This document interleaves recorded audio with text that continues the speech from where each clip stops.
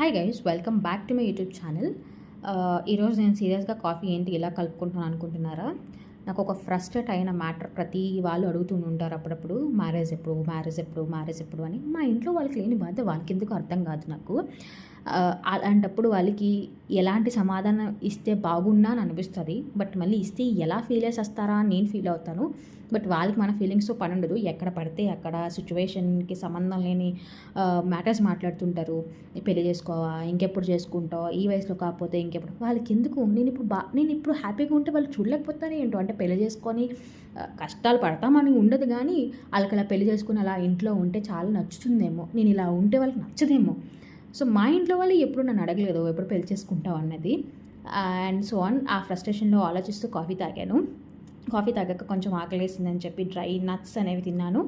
And అలా మా విజయనగరంలో కొంచెం పని ఉంటే బయటకు వెళ్ళాను. బయట వర్క్ చూసుకున్నాక బాగా ఆకలేసింది. సో అజంతాకి వెళ్ళి పన్నీర్ దోశ తిన్నాను.